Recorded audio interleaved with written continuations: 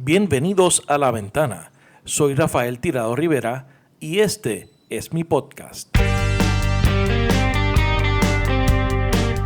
Trataremos de darle sentido a las noticias de la semana, hablaremos con datos y miraremos a Puerto Rico y el mundo desde una ventana diferente. Bienvenidos al episodio número 5 de La Ventana. Como de costumbre, mi nombre es Rafael Tirado Rivera. Gracias a todos por la sintonía. Hoy, como habíamos adelantado la pasada semana, entrevistamos a Alexandria Ocasio-Cortez. Ella es aspirante al Congreso de los Estados Unidos por el distrito número 14 de Nueva York, que compone el Bronx y Queens. Nosotros hicimos la entrevista, tuvimos el diálogo con ella el pasado 2 de mayo. Antes de comenzar a grabar oficialmente, tuvimos una conversación muy extensa sobre lo que había pasado el 1 de mayo, sobre su preocupación por la represión de los policías en contra de los manifestantes. Hablamos sobre estatus, hablamos sobre cómo estaba Puerto Rico en términos económicos. Hablamos, en fin, fue una conversación bastante extensa, tan extensa casi como la entrevista. Y entonces me parece que hicimos una muy buena conexión desde el primer momento. Pasamos a grabar y era como si uno estuviera hablando con ese familiar de Nueva York, con esa prima del Bronx que casi todos tenemos en algún momento o hemos conocido en algún momento de nuestra vida. Y lo único que ella estudió economía y relaciones internacionales y aspira a el Congreso de los Estados Unidos, retando al chairman del caucus demócrata en la Cámara de Representantes. Esa primaria es el 26 de junio. Con ella hablamos sobre su conexión con Puerto Rico, su experiencia trabajando con el senador Ted Kennedy, sobre su campaña, sobre su visión sobre Puerto Rico. Ella está en contra de promesas, en contra de las medidas de austeridad, en favor de la auditoría de la deuda. Y terminamos con un divertido juego de ping-pong donde yo le puse varios nombres. Ella me daba una reacción con una palabra o con una frase. Ella es muy espontánea, esa parte está muy divertida, que es al final. Y me gustaría que compartan esta entrevista con sus amigos y familiares, que visiten ocasio2018.com para que aporten a su campaña o se inscriban como voluntarios, no importan dónde estén, en cualquier parte de Puerto Rico, en cualquier parte del mundo en que se encuentren. No tienen que estar en Nueva York para darle la mano. Creo que ella representa voces diferentes, que son las voces que Puerto Rico necesita en el Congreso. Estos no son los amigos de Puerto Rico, entre comillas. Ella no, ella es una boricua 100%, se identifica así. Y yo creo que es de las personas que debemos de estar ayudando en el Congreso. Sabes que puedes seguirme a través de las redes sociales como Rafael Tirado Rivera en Facebook, en Twitter, en Instagram y en YouTube, donde podrás suscribirte y ver la entrevista con Alexandria y la entrevista de la semana pasada que le hicimos a la senadora Rosana López León. Este podcast, recuerda que está disponible a través de Apple Podcast, Google Play, Stitcher y Podbean. Por favor, déjanos tu review, suscríbete, danos estrellitas y comparte el podcast si es de tu agrado, que eso siempre es bueno y queremos escuchar el feedback de todos ustedes. Así que comenzamos. Alexandria Ocasio-Cortez, bienvenida a La Ventana. Gracias por tenerme, gracias por invitarme. Tú tienes un perfil muy interesante, no muy tradicional en la política de Estados Unidos. Eres una mujer joven, latina, que aspira al Congreso de los Estados Unidos en la era de Trump. Eres de tercera generación ya de puertorriqueños que viven en el Bronx y que han hecho de Nueva York su casa, correcto, ¿verdad?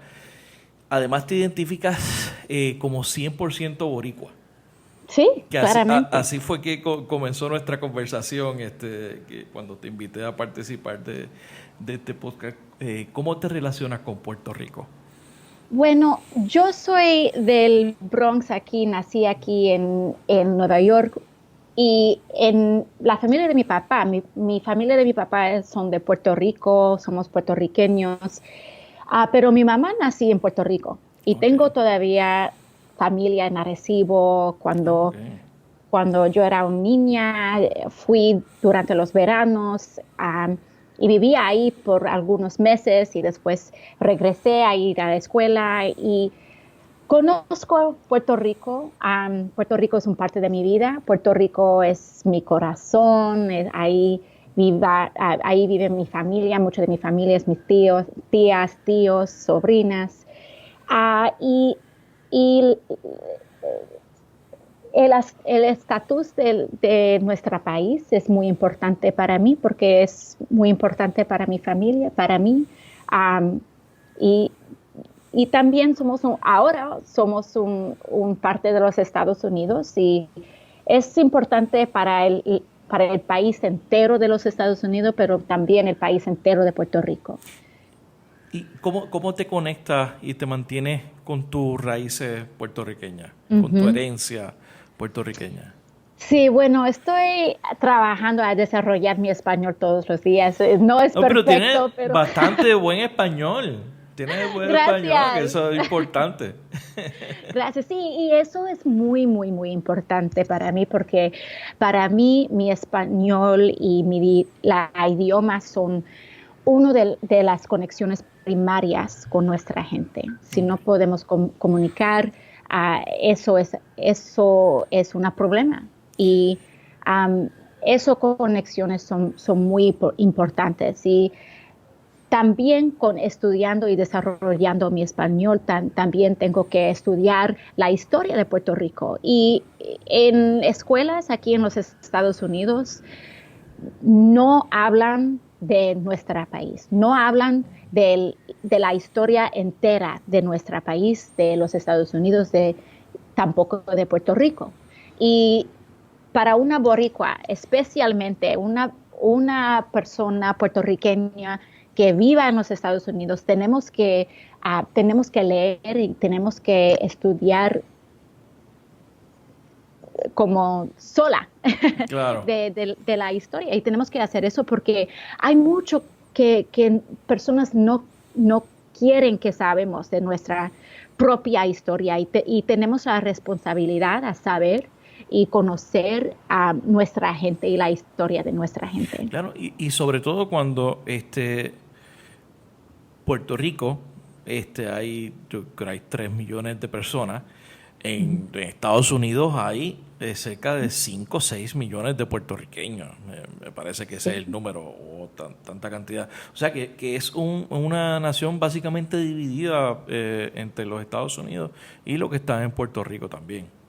Sí, sí, somos una diáspora y yo creo también que a desarrollar esa relación entre el país, personas, a nuestra gente que viva ahí en Puerto Rico, también tenemos que conectar el país con el diáspora que vive en los Estados Unidos.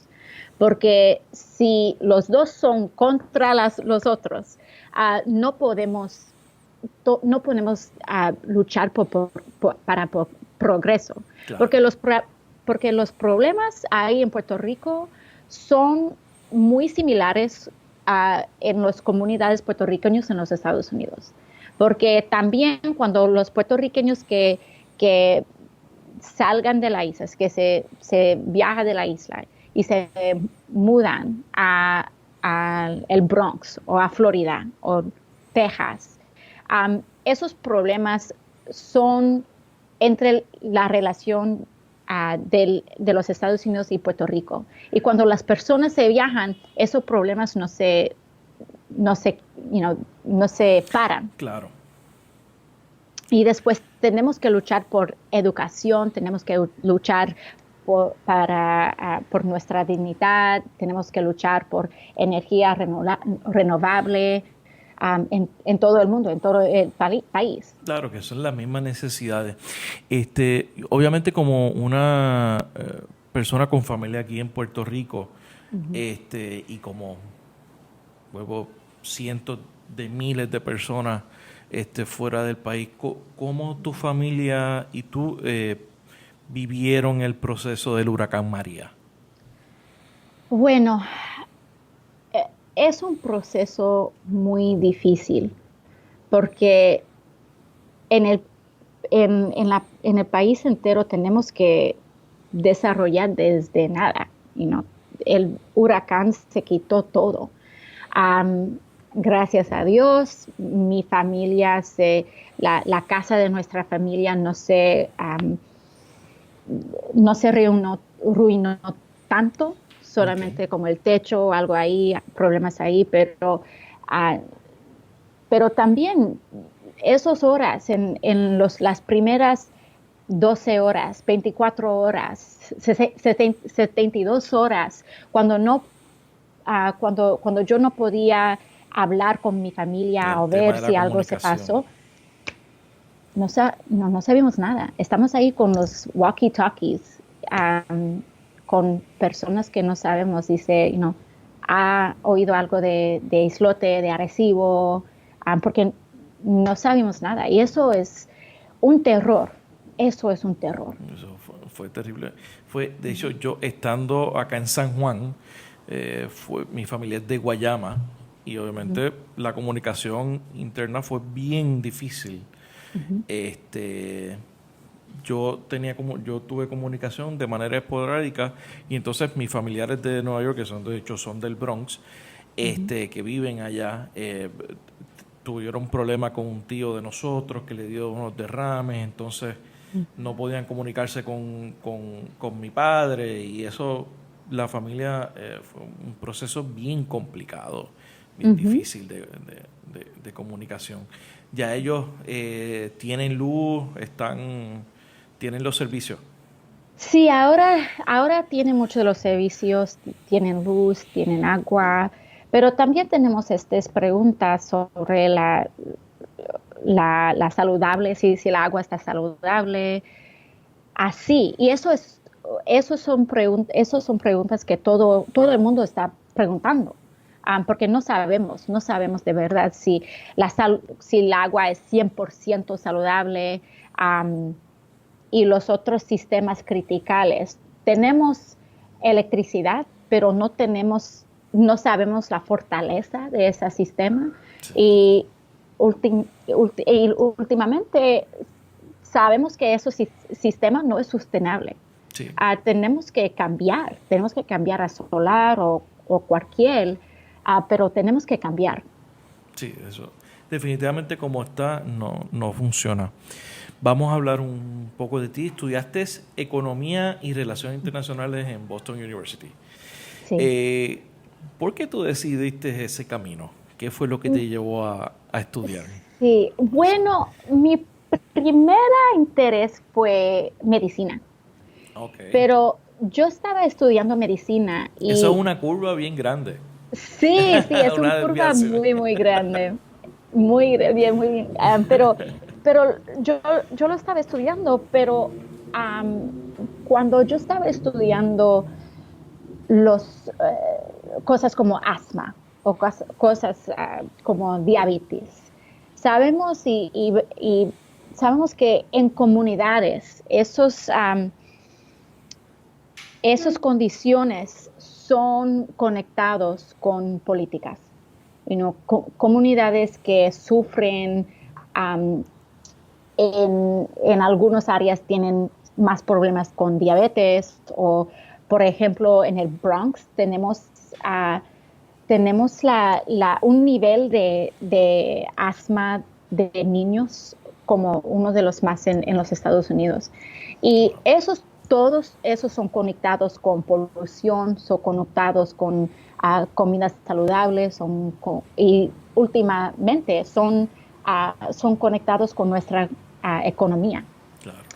Y eso cuando yo pensé a estudiar esos, um, esos tópicos como más grandes, yo pensé a estudiar economía y también para mí yo pensé, yo quería también a ver y estudiar esos tópicos en un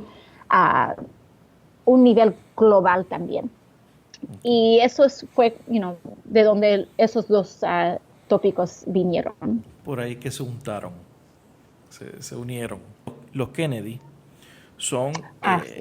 figuras veneradas en Puerto Rico y en la comunidad puertorriqueña en general, obviamente John, Bobby, Ted, no solamente aquí en Puerto Rico, sino en Nueva York y el Bronx, son figuras. Tú tuviste la oportunidad de trabajar en la oficina del senador Kennedy. Sí. ¿En qué momento fue eso? ¿Y cómo una muchacha del Bronx llega a trabajar con el senador? Eso es muy bien pregunta. Sí, no, yo estaba ahí en Boston estudiando ahí en la universidad y yo vi como una noticia que él quería más gentes a aplicar a trabajar en su oficina. Y yo fui casi una de las únicas latinas que estaba ahí en esa oficina. Y cuando, mi español no es perfecto, pero lo tengo a un nivel y ellos me pusieron en la oficina de inmigración. Y yo estaba hablando con otras familias latinas que necesitaban ayuda ¿Eso con fue en DC o en la oficina del distrito? él, eso fue en la oficina del distrito Ok. en Boston. Y yo estaba trabajando con familias locales, con sus visas, con adopciones, con consulares, a, a luchar por los derechos de inmigración y de familias locales. Y eso es lo que yo estaba diciendo ahí. Y ahí yo empecé a ver lo que estaba pasando con ICE y también lo que estaba pasando aquí en nuestro país, en Puerto Rico. Personas que tienen familia, que necesitaban ayuda, etcétera. Y eso fue como la primera experiencia que yo tenía con el servicio público. Esa fue como una especie de escuela, ¿no? Porque de tu familia ninguno había seguido esos pasos. No, no, Okay. sí, Y sí. eso y la experiencia con trabajar con Kennedy debe ser espectacular, Oh, ¿no? sí, fue un honor, ¿Qué, completamente. qué aprendiste? ¿Cuál fue la lección? ¿Qué es lo que te llevaste de esa experiencia? Bueno, para mí, esa oficina, el senador, fue una de las únicas oficinas de cualquier senador de los Estados Unidos que tenía una oficina que verdaderamente trabajaba y luchaba por sus familias, porque hay muchos senadores ahí que solamente trabajan en DC y tienen una oficina muy pequeña en su distrito y no hace mucho directamente trabajando con las familias. Y para mí esa experiencia ya, yo aprendí el misión de servicio público, el misión, y eso es directamente, todos, tenemos que luchar en DC, tenemos que votar, tenemos que escribir leyes, pero últimamente tenemos que servir familias y tenemos que servir comunidades. Y en esa oficina, eso es lo que yo aprendí ahí, porque en la mayoría de oficinas, personas no lo hagan en el nivel um, del senador Kennedy. Y ahí fue como un nivel de oro de eso. Qué bien. Y entonces, de ahí es que viene tu interés por el activismo social. Ujú, ujú. Ese, cuéntanos cuando terminaste de trabajar, qué hiciste después en ese campo del Sí. activismo. Sí, después de graduar, yo regresé al Bronx, porque cuando yo era una niña, mi familia estaba impactado con los, ¿cómo se dice?, de issues de educación. Y porque cuando yo era como 3 o 4 años, tenemos que mudar nuestra casa para que podamos hacer en una área con una escuela pública que tenía más recursos que los otros. Y para mí eso como una niña no me caí bien, no me caí que eso estaba justo. Y cuando yo gradué de universidad, yo regresé al Bronx a trabajar y a trabajar con escuelas y a trabajar con organizaciones. Yo trabajé con el Instituto Nacional de Hispanos. Yo regresé al Bronx a trabajar con eso y yo estaba trabajando con la organización, desarrollando las capacidades de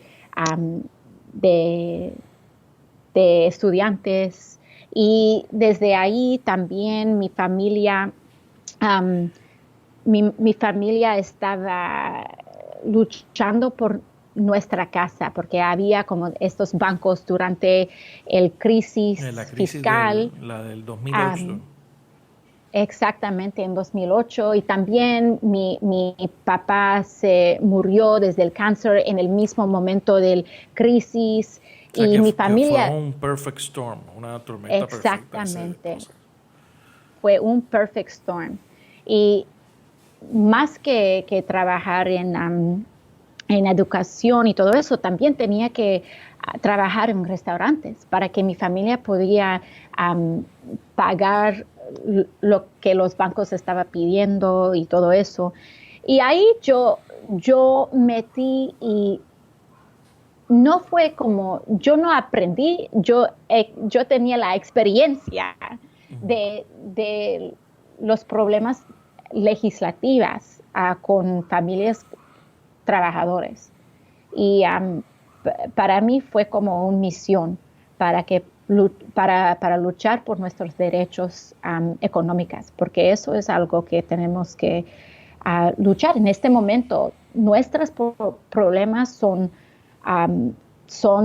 económicas, son de derechos económicos. Todas las personas, yo creo, todas las personas en los Estados Unidos merecemos educación hasta la universidad pública, merecemos healthcare seguro, merecemos electricidad, merecemos casas que podemos pagar, que son afordables y así, ya. Y entonces, eso es lo que te lleva a tomar la decisión de como hablábamos ahorita en la era de Trump, de aspirar al Congreso. Y no es solamente cualquier escaño en el Congreso, es un distrito que de un líder, del chairman del caucus demócrata, o sea que es una persona poderosa, y que ha evitado retos en primaria durante 14 años. Entonces, ¿cómo tú tomas esta determinación o esta locura o este gran proyecto en que te embarcas ahora? Bueno, últimamente nuestra comunidad no tenemos representación de verdad, porque la persona que está ahí, que tiene ese asiento, no tenía una elección. Aquí en Nueva York tenemos un sistema como... La sistema es la locura aquí en Nueva York.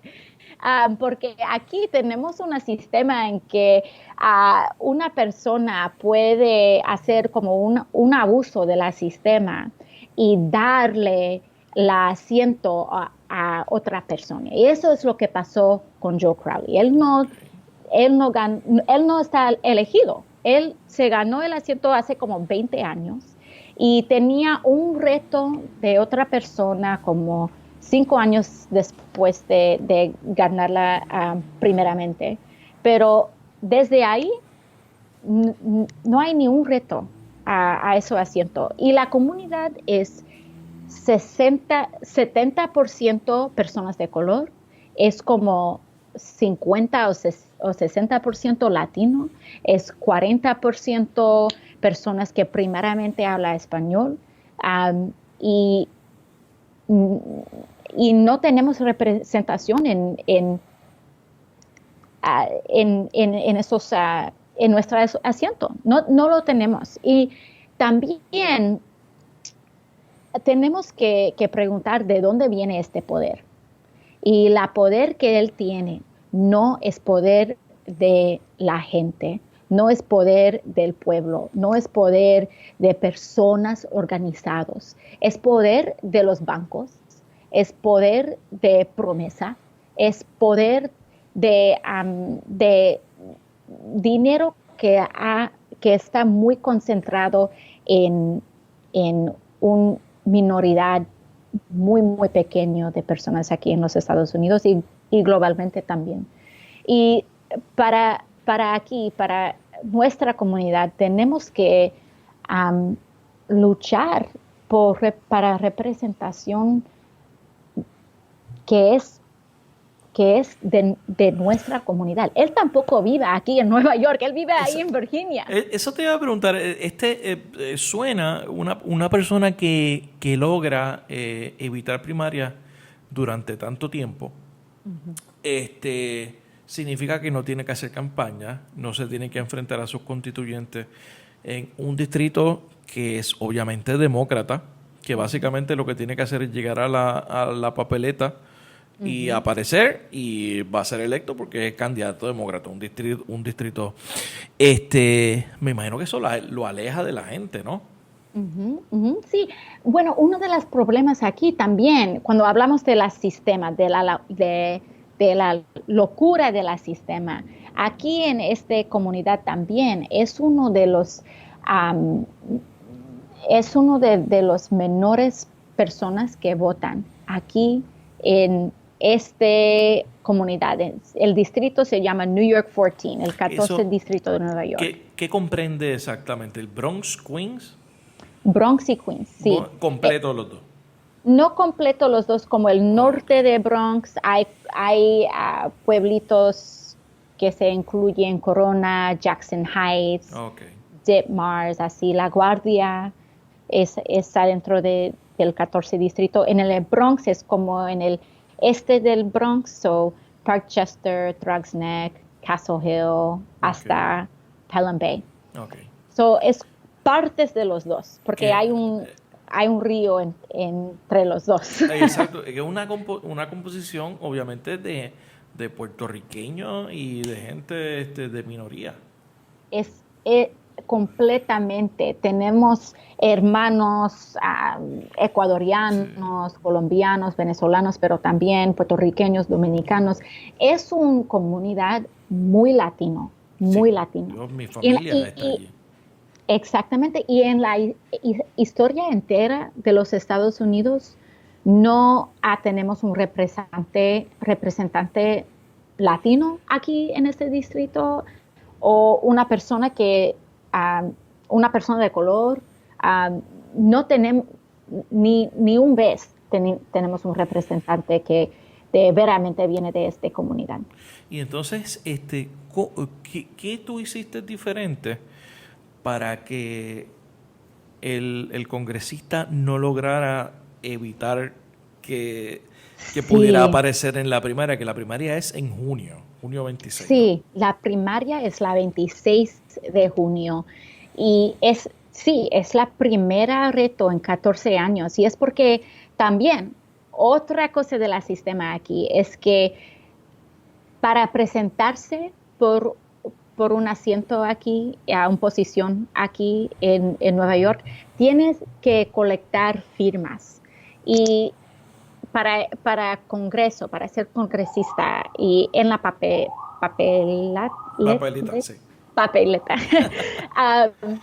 tienes que colectar 1,250 firmas de demócratas en el distrito.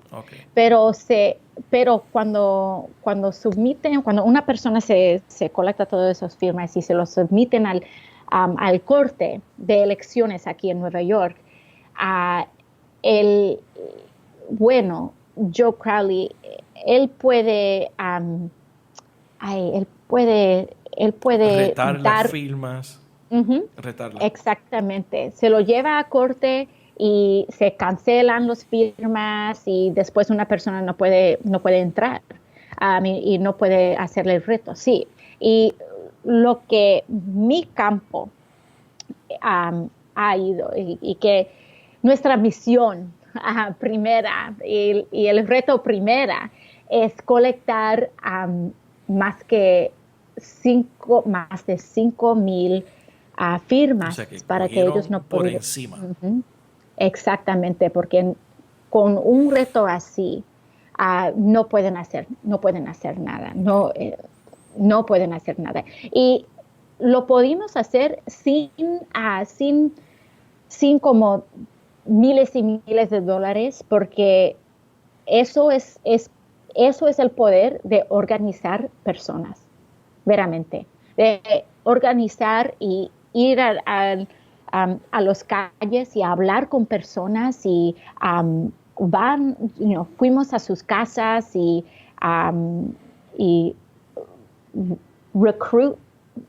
Reclutaron. Reclutamos a voluntarios y personas que nos apoyan y fue así, fue así. Fue muy, Sí. fue muy sencillo, pero fue es como un trabajo sencillo, pero es un trabajo fuerte también. Y obviamente yo comencé a seguirte en las redes durante ese proceso. Y Ujú, obviamente se ve que tú estabas día y noche buscando personalmente, ujú, yendo a la casa de la gente, buscando, tocando las puertas, conociendo a la gente, buscando la firma y haciendo ujú, ese trabajo de base que es tan ujú. importante en la política. Sí, sí, exactamente, es trabajo básico, pero tenemos que tener la energía a hacerlo, tenemos que comitir a hacerlo, pero eso es todo. Sí. Claro. Y entonces tú has logrado una serie de endosos que me parece que son importantes y me gustaría que nos digas cuáles son esos endosos o los Las más importantes. organizaciones. Sí. Bueno, yo tengo el apoyo de organizaciones como las Demócratas de Justicia. Y eso, y también tengo el apoyo de una organización que se llama el Congreso Nuevo, New Brand New Congress. Congress, ya. Sí, esas dos organizaciones son muy importantes porque son organizaciones que apoyan candidatos que no toman o no cojan dinero de bancos, de corporaciones, porque últimamente eso es la cosa que es lo más importante, porque muchos de nuestros legislativos ah, no pueden luchar por las cosas que son justos porque aceptan dinero de Wall Street, aceptan dinero um, de las compañías de aceite, todo. Y después, eso es uh, cuando estamos ahí viendo un político en las noticias, vemos que las cosas que ellos hablan no son las cosas que ellos Los hagan. hechos, que claro. They don't do as they say. Right. Y el razón por eso es el dinero en políticas. Y eso es porque yo tengo el apoyo de esas organizaciones, porque yo tengo todos mis, todos mis contribuciones. Sí. Lo tengo público. Yo como en el modelo y en el estilo de Bernie Sanders, todos mis donaciones son $5, $10, $27 por el Internet. Y así estamos haciendo y así estamos presentando este reto. Excelente. ¿Y cuán importantes son el uso de las redes sociales, de social media Oh, en tu sí, campaña? son muy, muy, muy importantes. Y estamos ahora en un punto que creo que nuestras políticas, la cultura de política puede cambiar muchísimo y tenemos una oportunidad a cambiarlo para lo mejor, porque la oportunidad que lleva entre las redes sociales son una conexión directamente con personas. Y en años pasados tienes que, tienes que hacer como tienes que desarrollar una relación con personas con un middleman del media. Tiene que ir a las noticias, tiene que ir a, tú sabes, al televisión, tiene que ir sí, a noticias, televisión, etcétera. Y estás como, tienes que desarrollar esa relación para que ellos puedan comunicar tu historia como bien. Claro, Y, y eso es algo que ahí en ese, como ese pasa, hay muchas oportunidades para, para manipular esa comunicación y pedir you know, I'm sorry, no, no te como preocupes. interés que pueden hacer ahí y que podemos hacer con las redes sociales es como cortar todo eso. Son importantes también, Claro, las noticias son importantes, pero también encima de eso, también podemos decir y desarrollar claro, nuestra mensaje directamente a personas. claro. Y eso ahí es la Que, importancia de redes que sociales. democratiza el acceso Mm, de la gente a sus políticos y ujú, lo acerca, ¿no? mm, Y tú te proyectas como eres, mm. como eres por la mañana, por la tarde, Sí, y eso la gente es lo que interesa conocer a la sí, persona. sí.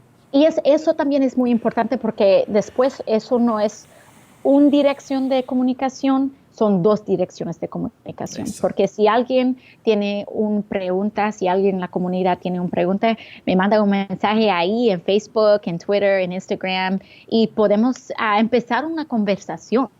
Y eso es muy, muy importante porque eso se empieza como con un Facebook post o Claro, con una foto por Instagram. Y después si hay, por ejemplo, una maestra que dice, hey, ¿qué estás haciendo sobre esta escuela? Etcétera. Ella después puede invitarme a esa escuela. Y después eso es un mecanismo también a cambiar de solamente la comunicación se desarrolla en acción. Y claro. eso también es algo muy importante que no puede hacer solamente sobre televisión. Eso es importante. Vamos a hablar de algunas propuestas importantes que tiene. Ujú, Este, como comenzamos hablando del caso de Puerto Rico sabes que tiene una deuda de 70.000 millones de dólares, que ujú, no, definitivamente no es pagable. La ujú. respuesta de parte del Congreso fue la aprobación de promesa, que crea la Junta de Control Fiscal, impone medidas de austeridad y elimina derechos a los trabajadores. ¿Qué propones en el caso de Puerto Rico? Yo sé que es algo que te Sí, interesa mucho. ¿Cuál es tu sí, propuesta? bueno, yo tengo algunas propuestas diferentes porque tenemos que hablar sobre diferentes cosas también. Primeramente, tenemos que luchar por que se llama un Marshall Plan por Puerto Rico. Es como 100 billones de dólares de investido aquí en la isla para, para podemos recuperar nuestros sistemas de agua, de electricidad, etcétera. Pero también tenemos que luchar por una recuperación justo, una recuperación que no está invitando e importando todas estas compañías que solamente quieren consumidores nuevos. Tenemos que hacer los dueños de nuestros sistemas. Y eso es algo que es muy importante, porque si construimos una recuperación que solamente ve puertorriqueños como subjetivos, eso se como construye una situación en que vamos a sufrir por años y años y años que vienen. Y eso es porque tenemos que luchar por una recuperación justo, un Marshall Plan, en que podemos construir estos sistemas en que puertorriqueños propios son los dueños de estos sistemas. Eso es muy importante. Y también tenemos que hacer un audit del dudo, porque mucho de este dudo es ilegal. Y tenemos que luchar por la cancelación del dudo ilegal. De la deuda. Y que, deuda, gracias. Gracias del deuda. Eso es importante. Eso, y ahora mismo, obviamente con el Congreso republicano, no está sobre la mesa. Y obviamente con el problema con Trump tampoco creo que eso pasa. O sea, es importante, yo creo que los puertorriqueños sepan que hay otra forma de hacer las cosas y a otra gente, otras voces que proponen una vía diferente, y eso es importante. Exactamente, y no es solamente entre republicanos y demócratas, porque hay muchos demócratas que votaron por esta injusticia. Votaron para promesa, promesa. Crowley votó a favor de promesa, ¿no? Crowley se votó por promesa, muchos demócratas votaron por promesa. Y ahora conocemos este desastre muy bien, porque fue como un Frankenstein de los bancos, la promesa. Fue como legislación que estaba 100% escribido de los intereses hecho a la medida de los intereses de los grandes y eso intereses. eso es otra razón que tenemos que examinar de dónde toman estas políticas su dinero, porque si hay un demócrata ahí y se toman la mayoría de su dinero de Wall Street, de bancos globales que solamente quieren desarrollar sus profitos, sus ganancias. Eso no es algo que se pone en familias y personas primero. Se ponen los intereses primero, y eso no es una forma bien de legislar. Y es mucha gente que va a sufrir con las propuestas de la Junta de Control Fiscal y con promesa, definitivamente. Eso es importante saber que hay otras voces y hay otras formas de hacer las cosas. ¿Qué propones para hacer con ICE? Creo que tú quieres eliminar ICE. Sí.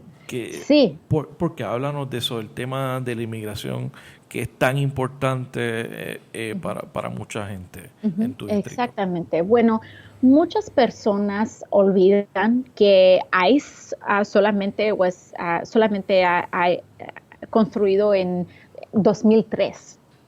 En la misma tiempo del Patriot Act, de la guerra de Irak, todas estas decisiones que ahora reconocimos que fueron decisiones malas, decisiones que no teníamos toda la información, etcétera. Y ICE, antes de ICE, teníamos un sistema de inmigración que se llama el INS, los servicios de naturalización y Immigration inmigración. and Naturalization Service. Exactamente. Y ahí eso fue un sistema en que procesemos la inmigración, papeles, etcétera, pero no fue un departamento militarizado. Okay. Y eso fue el cambio de ICE. Y eso es uno de los problemas de ICE, porque ICE no es una parte del Departamento de Justicia. Es un Homeland pacto. Security. Exactamente. Y eso lleva muchas problemas, porque ahora cuando una persona, y hay personas, ciudadanos en los Estados Unidos, que lo cojan y no puede escapar este sistema porque no hay cortes, no hay justicias, no hay la sistema formal que tenemos aquí en los Estados Unidos. Y después aquí yo lo llamo como un black box system, porque te coge y no puede salir y es una violación de nuestros derechos. Y eso es porque, y eso es una de las razones detrás de mi posición. Okay. Porque yo creo que en los Estados Unidos no debemos tener un force que no es parte del Departamento de Justicia. Okay. Y el cambio que tenemos que seguir o lo que tenemos que pedir es un sistema justo de inmigración, que no estamos aquí en nuestras comunidades, en nuestras escuelas, tomando padres desde la calle, dejando a los niños ahí solos. Eso para mí no es algo que tiene un lugar en los Estados Unidos. Y en el distrito tuyo, en el Bronx y el Queens, han habido redadas de inmigrantes bajo Trump recientemente, que creo que es algo que estaba pasando. Sí, está pasando en todo el mundo. En todo el mundo. Y aquí ahora hay grupos y organizaciones que están haciendo entrenamientos con comunidades para que personas conozcan sus derechos, porque sí, ellos están en Nueva York, están en Texas, están en California, están en nuestras comunidades y no es un sistema lógico. Claro, eso que es de verdad un problema de derechos humanos, como tú muy bien planteas. Con el Medicare, ¿qué propones para el Medicare? Bueno, para Medicare, este también es un sujeto muy importante. Tenemos que mejorar y expandir Medicare para que todas personas en los Estados Unidos pueden comprar un plan de Medicare si ellos quieren, porque este es un sistema muy importante porque personas que tienen Medicare tienen uno de los resultados mejores en nuestros sistemas de salud en los Estados Unidos. Y uno de los problemas con Medicare ahora es que el Medicare es muy expensivo para personas que son... Es costoso. Ajá, es costoso. Pero cuando más personas pueden entrar al sistema de Medicare, especialmente más personas como yo, en nuestros años de 20 y 30, 40, eso se bajan los costos y después se bajan los costos para todas las personas. Y ahí podemos bajar los costos de healthcare. Y eso es muy diferente de bajar los costos de seguro, porque a bajar los costos de seguro no necesariamente bajan los costos de healthcare, de medicina, etcétera. Claro, y también creo incluyes la opción del single payer, que es algo en lo que tú estás impulsando, un sistema pagador único. Exactamente, un sistema de pagado unido es el sistema de Canadá, es el sistema de Noruega, es el sistema de Francia, de Italia, de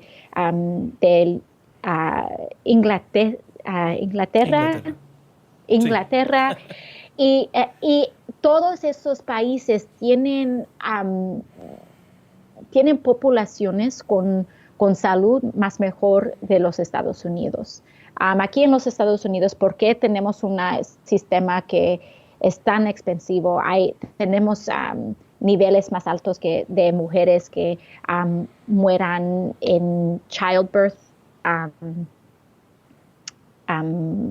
Sí, en el parto. Es exactamente, tenemos,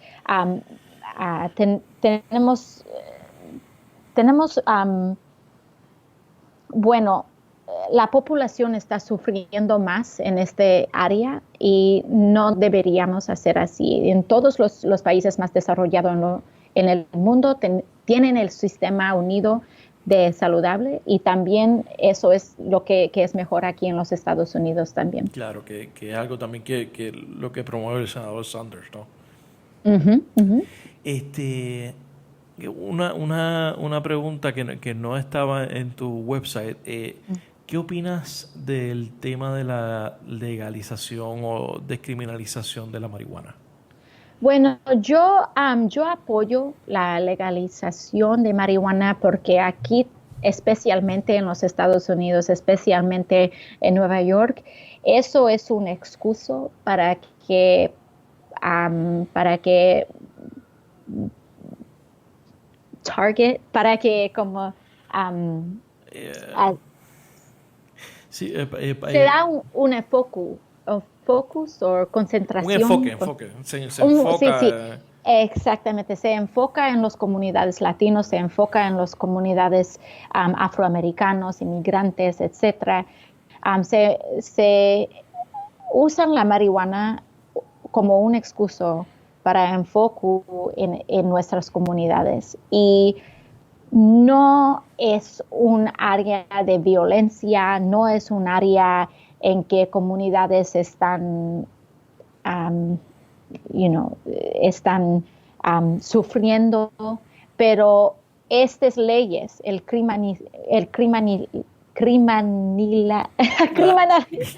criminalization, sí, exacto, más fácil, la gente entiende eso.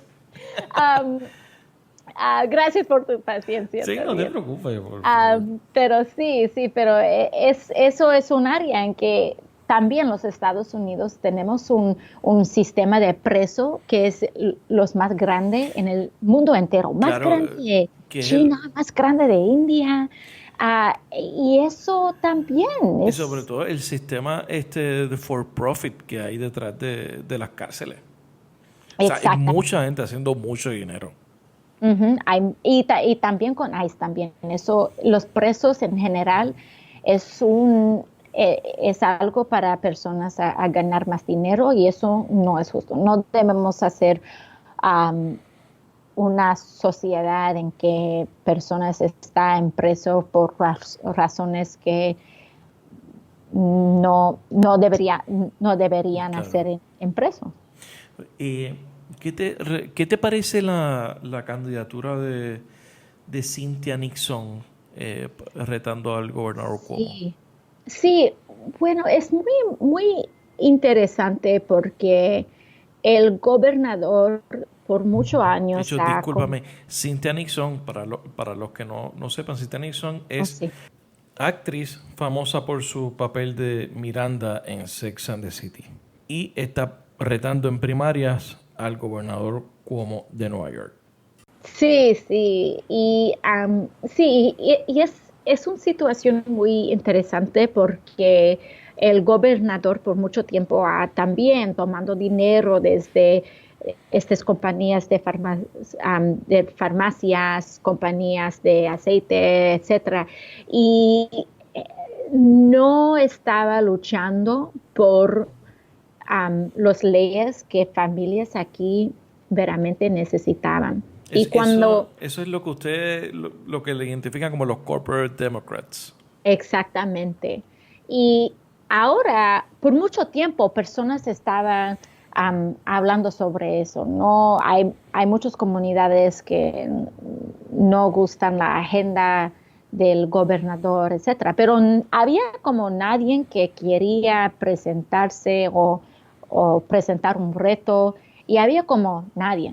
Y después de, no sé, del cielo, de algo, vini Cynthia Nixon. Y ella también tiene experiencia con el activismo en educación aquí en Nueva York, pero relativamente no tiene bastante experiencia, pero ella salió y ahora está hablando sobre sujetos de legalización de marihuana, está hablando de saludable, de nuestro sistema, etcétera, y está hablando en cosas que el gobernador no quería, en que él no quería hablar. Y ahora está como un proceso muy interesante porque ahora está como... Ella lo está empujando a él a tomar postura sobre ciertos temas. Sí, y muchas personas se gusta eso, se gusta eso. Y para mí también, yo no sé 100% el resultado, pero yo sé que el proceso de reto es bien para la sociedad. Siempre es bueno. Las primarias siempre son buenas. Yo creo en el sistema de primarias y es importante que la gente participe. ¿Quieres jugar ping-pong? ¿O tú juegas ping-pong? Sí. Mira, yo te voy a decir un nombre. Okay. Entonces tú me vas a decir la primera palabra o frase. Okay. Palabra o frase que se te venga a la mente. Puede ser español o inglés, como mejor te sientas. Ok. Vamos con la primera. Donald Trump. Ay, un patata. That's what I think. Ese no lo había escuchado. No lo había escuchado. Hillary Clinton. Competente. Joseph Crowley. Out of touch. Bernie Sanders. Abuelo. Es como mi abuelo político. Que de hecho tú trabajaste en su campaña también. Ajá. Los estudiantes de Parkland. Héroes. Gobernador Cuomo. En inglés se llama old school. Okay. Bill de Blasio. Complicado. Nancy Pelosi. Rica. ¿Algo más que quieras añadir? I know it's a problem. No es ya suficiente con eso. No, ya, eso está bien, para que la gente sepa quién. ¿Algún mensaje final que quieras decirle a los que nos escuchan y a los que nos verán por YouTube? Bueno, primeramente, si todavía estás aquí, gracias por su paciencia aquí con mi español. Sí. Pero también, si hay jóvenes ahí, si hay personas que tienen, que tienen como el más pequeño idea de meterse en nuestro sistema y presentarse, por favor, hágalo, porque eso es que necesitamos más en este momento, más personas que quieren ser una parte de esta conversación, que quieren ser un parte de este movimiento. So, do it. Muy bien. Si alguien que nos escuche o que nos vea dice, quiero ayudar a esta muchacha, sí. ¿Qué pueden hacer? Bueno, a ir a Ocasio 2018. Ocasio2018.com. Yeah, 2018.com. Y ahí, si quiere dar dinero a la campaña, porque es una campaña de donaciones de $5, $10, etcétera, es ocasio2018.com/donate. Y también, si quiere ayudar la campaña en otras maneras, puedes ir a ocasio2018.com/volunteer. Y ahí podemos a empezar a trabajar con la campaña. Perfecto, y ahí te pueden seguir en todas tus redes sociales, estás en Facebook, Instagram, sí. Twitter. Ocasio2018.com, en todo, en Twitter, Instagram, Facebook. Perfecto. Bueno, ¿sabes? Tienes un compromiso, tienes que hacer un compromiso conmigo. La próxima entrevista que yo te haga va a ser en persona en tu oficina de congresistas en Washington. Ok, ¿Te parece? Perfecto, sí. Perfecto. Bueno, Alexandria Ocasio-Cortez, 1,000,000 de gracias. Y gracias por estar en La Ventana. Gracias. Chao. Gracias por escuchar este episodio de La Ventana.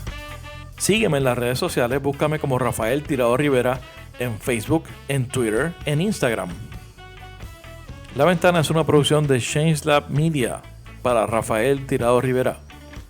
Hasta la próxima.